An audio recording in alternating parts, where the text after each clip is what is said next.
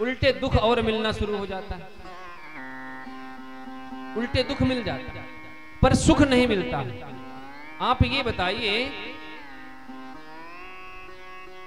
ये किस कारण से ये होता, और सुख चाहिए क्यों होता? देखो, सुख और दुख ये दोनों भगवान के हैं। सुख भी हमें प्यारे हैं और दुख भी हमें प्यारे हैं।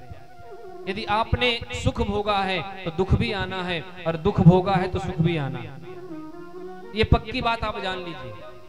एक चीज के और ये जो संसार है ना, गीता में लिखा हुआ है। गीता पढ़ते हो आप लोग? नहीं पढ़ते हो? अच्छा, को पढ़ा करो, थोड़ा बता दिया करो, हमको बड़े शर्म आने लगती है। अगर कोई पढ़ता हो ना तो बता दे, झूठी बोल दिया करो। है? गीता पढ़ा करो। हम लोग गीता को राष्ट्रीय ग्रंथ बनाने की मांग कर रहे हैं, वहां आप लोग गीता नहीं पढ़ते हो, कैसे काम चलेगा? गीता में लिखा है दुखालय शाश्वतम। ये जो संसार है ना, ये दुख रूपी संसार है। यहाँ सुख है ही नहीं। हाँ, ये जान लेना। यहाँ यदि हम सुख खोज रहे हैं ना, तो जानते हैं क्या खोज रहे हैं? जैसे मिठाई के दुकान में कपड़ा खोजना। आप बढ़िया मिठाई की दुकान में जाओ और वहां जाकर के बोलो भैया एक बड़ी अच्छी फ्लू की जीन्स निकाल दो, हैं? एक डीजल की बढ़िया वो शर्ट निकाल दो, मिलेगी? और कपड़े की दुकान में जाओ, वहां कपड़े वाले से बोलो कि भैया एक बड़ी अच्छी सैंडल दे दो, नहीं मिलेगा। जिस दुकान में जाओगे वहां वही सामग्री मिलेगी। तो जो संसार है ना, ये दुख की दुकान है, यहाँ दुख ही मिलेगा। तुम कितने भी महाराज सुख के प्रयत्न कर लो, काजल की कोठरी में कितनों भी सयानो जाए, काजल की एक रेख लागी है सो लागी है। कितने भी तुम बच के रहो, यहाँ दुख ही दुख है। और इस दुख से बचना है ना, तो जो दुख के हरने वाले हैं उनकी शरण ग्रहण करना पड़ेगा, और दूसरा कोई रास्ता नहीं। बिंदेत भोजस्तत एव दुखम यदत्र युक्तम भगवान बलेन्ना, बताया उन्होंने। एक प्रश्न और किया, भगवान दुनिया क्यों बनाते हैं? प्रेम से बोलो राधे राधे। भगवान दुनिया क्यों बनाते हैं? अच्छा, आप खुद सोचो कि ठाकुर जी ये दुनिया कितनी सुंदर कैसे बनाते हैं।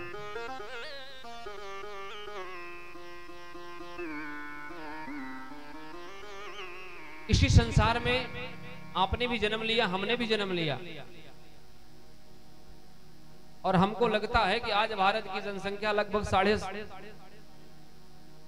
पूरे विश्व की जनसंख्या 7.5 अरब से ज्यादा हो चुकी है। और आप ये समझो कि आप एक कलर के दो व्यक्ति नहीं देखोगे, कहीं ना कहीं थोड़ा बहुत फर्क रहता है। भगवान के पास इतने मॉडल आते कहां से? आप सोचो, एक खेत में रस्तोगी जी मिर्ची लगाई जाती है, उसी खेत में गन्ना लगाया जाता है, उसी खेत में करेला लगाया जाता है, और उसी खेत में टमाटर लगाया जाता है। टमाटर को तो भूल ही नहीं सकते हो आप लोग 200 साल। और सबका टेस्ट अलग अलग होता है।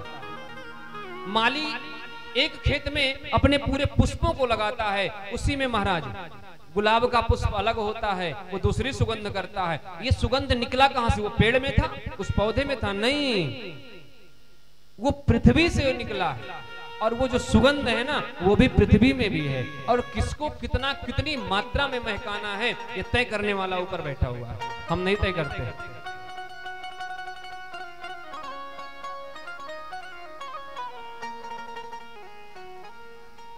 और हमारे भारत के लोग कितने सुंदर होते हैं महाराज। आप जब हम अमेरिका गए तो वहां पे जाकर के हमने देखा महाराज, हमारे यहाँ इतने सुंदर सुंदर लोग होते हैं। वहां हमने जाकर के देखा अंग्रेजों को, तो हमको उनको देख करके ऐसा मन में विचार आया कि किसी कुम्हार ने मटका बनाया और पकने के लिए डाल दिया उसको आग में, और आधा ही मटका पका था और बाहर निकाल लिया।